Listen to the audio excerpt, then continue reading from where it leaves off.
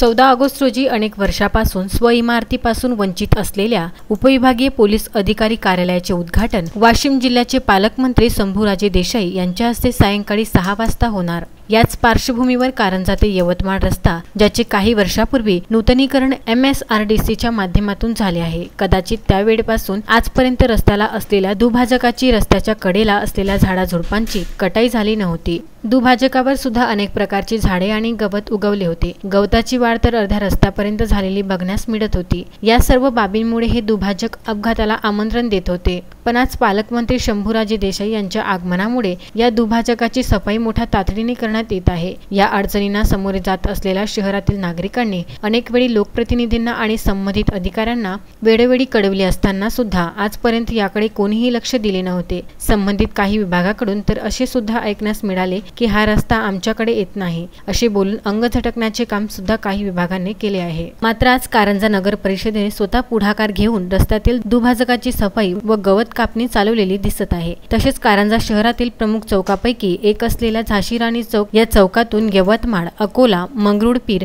मानोरा आणि कारंजा शहर असे अनेक रस्त्यांना जोडला गेलेला हा चौक सतत रहदारीने भरलेला म्हणून नामांकित आहे। पण या झाशी राणी चौकाची दुर्दशा पण बघण्यासारखी झालेली आहे। सार्वजनिक बांधकाम विभागाने शहराच्या मध्यभागी असलेल्या शिवाजी चौक ते झाशी राणी चौक या रस्त्याचे नूतनीकरण काही वर्षापूर्वी केले होते। झाशी राणी चौक हा टेकडीचा भाग असल्यामुळे येथील पाण्याचा निचरा होऊन ते पाणी रस्त्याच्या खाली असलेल्या सारंग तलावामध्ये सोडण्याच्या हेतूने नालीचे बांधकाम सुद्धा केले होते। मात्र ही नाली उपसून पाण्याचा मार्ग मोकळा करण्यासाठी संबंधित विभागाला वेळच नसल्यामुळे थोड्या पावसाने सुद्धा कारंजा यवतमाळ रोडवर पाण्याचे मोठे डबके तुडुंब भरते व हे पाणी गेल्या अनेक महिन्यांपासून अपघाताला निमंत्रण देत आहे। या सर्व बाबींमुळे शहरातील नागरिक त्रस्त आहेत।